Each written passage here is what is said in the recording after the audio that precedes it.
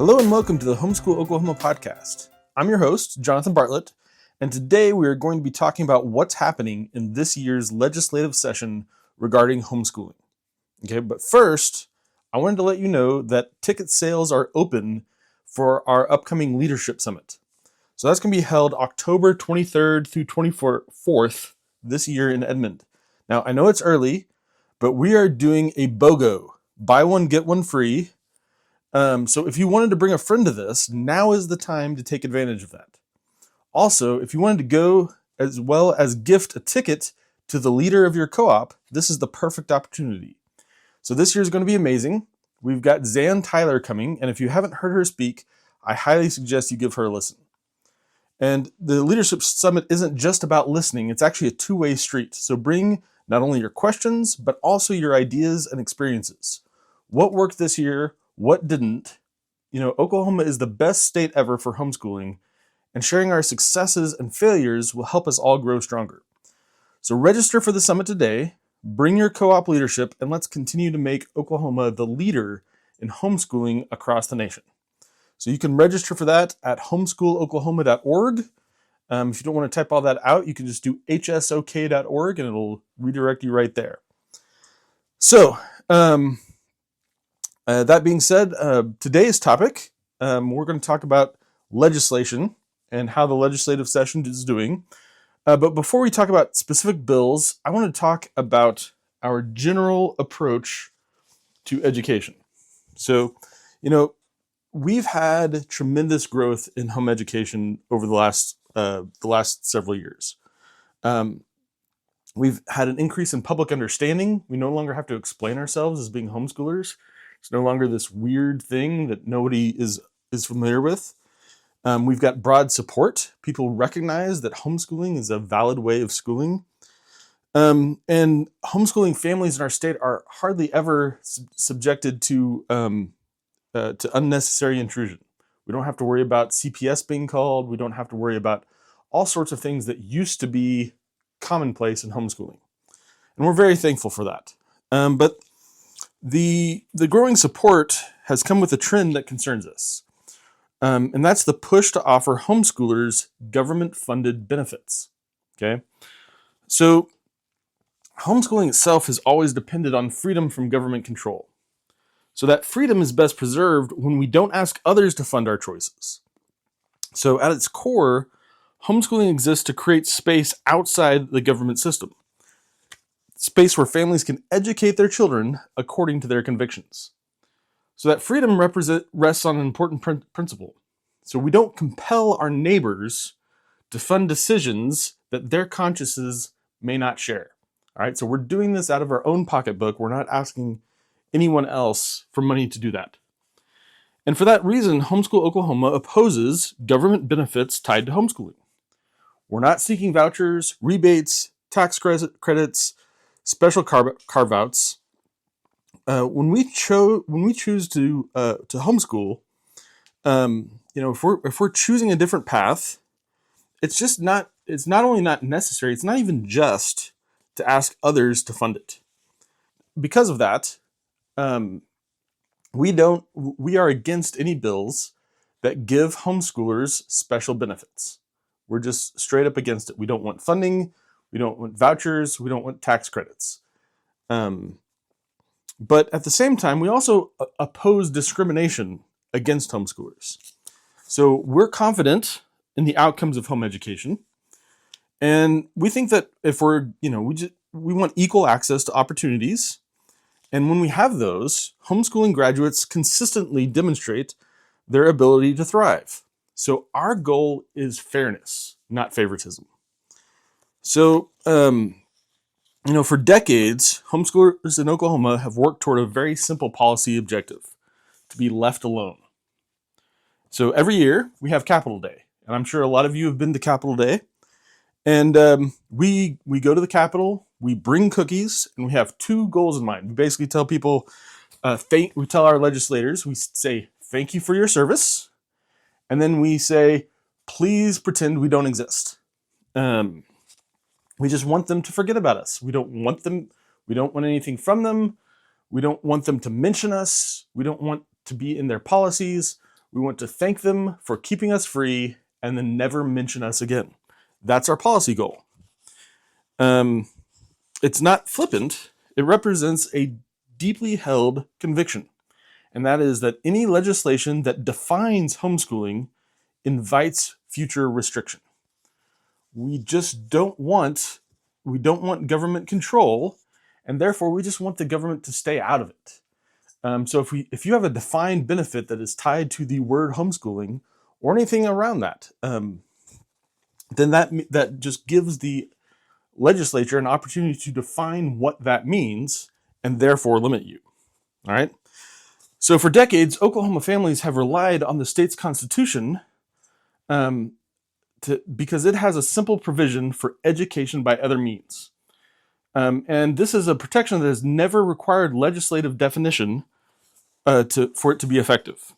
So our concern is that expanding or clarifying it or creating laws that would require it to be clarified risk unintended consequences.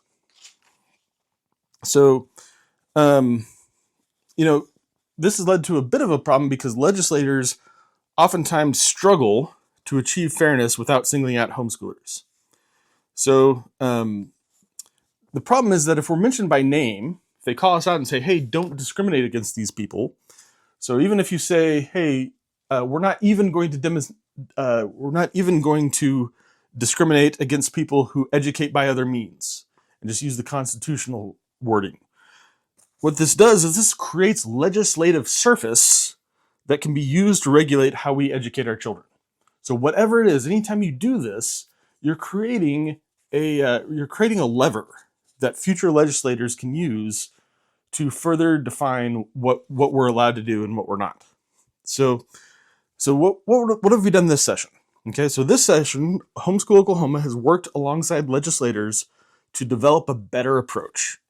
We want to write laws that ensure fairness for everyone without naming homeschoolers at all, not even in the sideways education by other means method. We're just trying to we want to ensure fairness and don't mention homeschoolers. So a strong example of this is House Bill 2950. So the original version of this attempted to define homeschool graduates and then prescribe how colleges can treat them. All right? And that's precisely the kind of language we want to avoid. But after we collaborated with the authors of the bill, and the revised bill now states, no post-secondary institution shall have differentiated standardized test scores requirements based on a prospective student's primary or secondary educational background, including the type of school, whether the school was accredited or unaccredited, the program, or the mode of education. So this is exactly what we want. So rather than granting homeschoolers a special benefit, the law simply prohibits discrimination across the board. There's no special categories, there's no new definitions, there's just fairness. Now, if a bill needs to mention homeschoolers or even education by other means, then we should probably reconsider it. Good policy doesn't require naming us. If fairness is extended to all students, homeschoolers are naturally included. So you don't have to say this applies to homeschoolers. You don't have to say this applies to people who are educated by other means. You just say this applies to all students. And so we've been able to work with legislators, and we actually have several bills that have this kind of fairness in them. So, for example, we mentioned House Bill 2950 and also Senate Bill 1975. Both reflect this principle. And we're grateful for the legislators that worked with us to achieve that. But unfortunately, not all the legislation this session follows this approach. The one that we're most concerned with is House Bill 4491. And that raises several serious concerns. So this is the often called a Tim Tebow bill that gives homeschoolers access to public school sports. So first of all, it explicitly references education by other means. And so again, this opens the door to future definition and therefore regulation of homeschooling. All right. Second, it grants access to public school programs at no cost to the homeschooling family. So this is a state funded benefit. Homeschool Oklahoma has consistently opposed such measures, not because we oppose opportunity, but because we oppose funding our choices with taxpayer dollars. So, for example, Senate Bill 1975 allows access to AP exams, but it places the financial responsibility on families, not the public. So this distinction matters. But actually, most importantly, the problem with House Bill 4491, the Tim Tebow bill, is that it creates an unworkable academic tension. All right? So public school athletics are not open access programs. They are academically gated. So unlike if you think about a public good such as a library, right? We don't say that homeschoolers shouldn't use libraries, even though they're publicly funded. Homeschoolers can use libraries all they want. But the reason for that is that the library is not academically gated. No one at the library is saying, well, you have to make at least a B in order to use the library. In public school sports, however, those are actually academically gated activities. If you are not making the grade, you are not going to play on the team. So public school athletics, because they are academically gated, that's going to force one of two outcomes. So either first, homeschoolers will be evaluated according to public school academic standards, or academic standards are not going to be applied equally. And both of those things are problematic. So in the first one, if homeschool students are evaluated according to public school academic standards, it imposes public school definitions of success onto homeschooling families. All right, so many homeschooling families have chosen a different path precisely because they're pursuing different academic, moral, or religious goals than the state. On the other side, if you didn't apply academic standards equally, that would undermine the integrity of academic requirements altogether. And it actually would create a really perverse incentive. So it would basically cause families to claim that they're homeschooling just to bypass the academic eligibility standards for athletics. And that outcome actually harms everybody, including homeschoolers.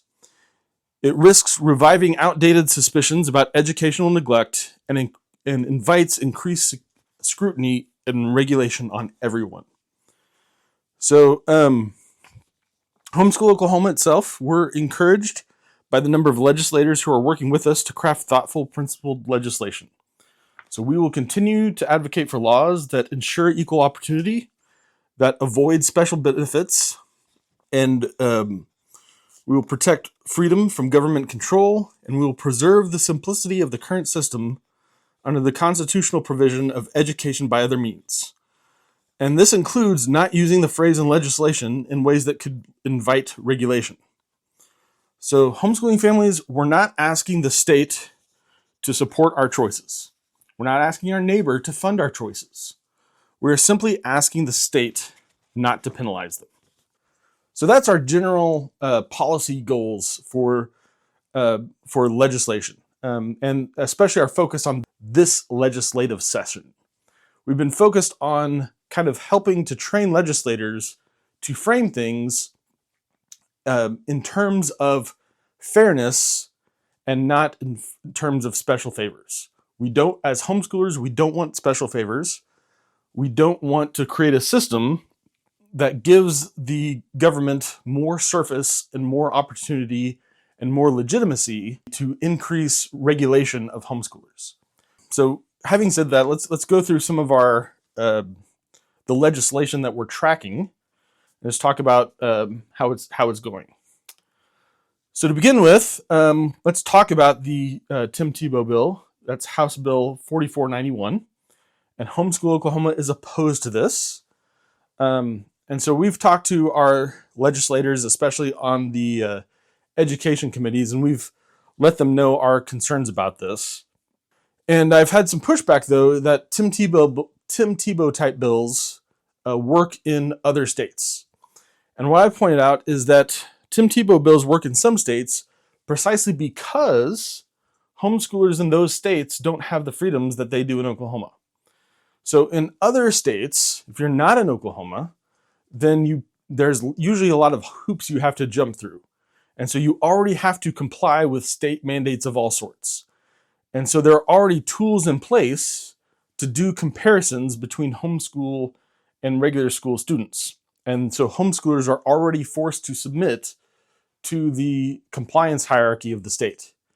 And so it's because we don't have that Tim Tebow bills don't make sense for our state. Unless you really want to have your homeschool supervised by the government, then you shouldn't want Tim Tebow bills to be in Oklahoma.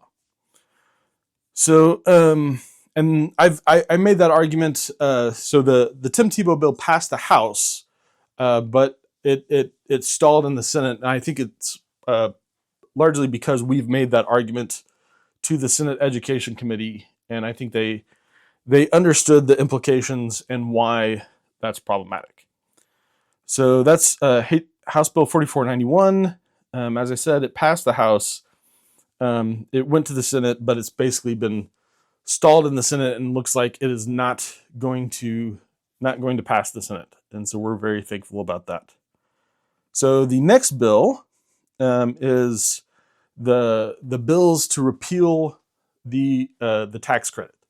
And we are in favor of these. And so there are actually three different bills. House Bill 1519, House Bill 2953, and House Bill 3684. And they ranged from simply removing homeschoolers from the tax credit to getting rid of the tax credit altogether. And Homeschool Oklahoma is in favor of any of these. We don't have an official position on whether or not the tax credit for private schools should be there, but we are in favor of any legislation that removes homeschoolers from that tax credit. Because, as I said, we don't want our neighbors to be funding our choices. Anyway, sadly, all these bills basically went nowhere. So we are still stuck with the tax credit for now, but we encourage you, don't take the tax credit. It actually does us a lot of good from a leverage standpoint with the legislature if we can show that homeschoolers don't want the tax credit.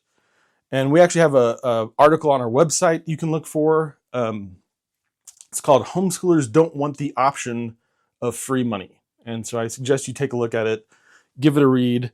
It gives you the reasons why even having the option of taking money causes damage to homeschoolers and to the homeschooling system.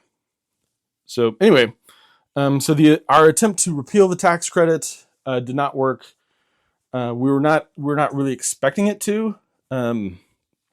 The tax credit, but we're hoping that continued attempts will eventually get them to at least at some point remove homeschoolers from the tax credit. So the next one is House Bill 2950, and this is the one that we talked about earlier, where they originally had it where it was specifically giving a carve out to homeschoolers, and they amended it so that it's just about non-discrimination. So, but on that bill, it passed the House. It's in the Senate, but again, I don't think it's going anywhere in the Senate. So we had some movement on it, but it didn't quite make it all the way. So our next bill is House Bill 2963, and this one is about removing ACT criteria from higher education.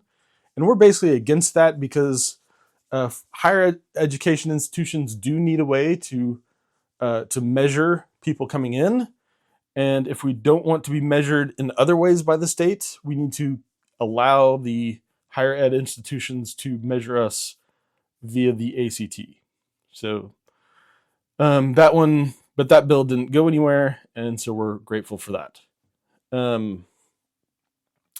So the next one is Senate Bill 1975, and that is allowing all students to take AP tests. So this is another one that we talked about earlier, and this is another one that just grants the it grants the provision to all students within the district, regardless of how their means of education. So this is focused on fairness for everyone, not a carve out for homeschoolers. And additionally, it has families paying the cost. So it's not something that the state has to fund individuals. And so this one we're really excited about. It passed the House, it passed the Senate, it was sent to the governor, and just a few days ago it was approved by the governor. So that one went all the way through, and we're really excited about that one. So those are the bills that we're tracking, and that is the status of our legislative session, which is coming to a close. It ends towards the end of May, and so that will be all the activity for this year. So I want to thank everyone who helped out. Thank you for all the congressional leaders. I want to thank everybody who called congressional leaders, everyone who showed up for Capitol Day to represent homeschoolers. Your all's voice really matters, and people and what you say to your representatives matters. They hear that and they respond. So Homeschool Oklahoma stands in that gap, and we view our role as promoting, protecting, encouraging, and equipping homeschooling families across the state. So that's what we're doing. Our goal is to look out for homeschooling families, all just like yours, all across the state. And so sometimes that means making hard choices. Sometimes it means asking for less money. It means saying, don't give us this benefit. And I know that, a lot of homeschooling families have to make sacrifices to make homeschooling happen. And it would be nice to have the extra money. But our goal is to make sure that in the long run, that homeschooling remains free from state control, so that you are free to follow your conscience in raising your children. So anyway, that's where we stand, and that is our goal. And we're just not going to compromise on that basic stance. We believe God has given you the responsibility to educate your children, and with that comes the freedom to do so, but we can only exercise that freedom if we're not asking our neighbors for money. Anyway, I just want to thank you for listening to the Homeschool Oklahoma podcast today.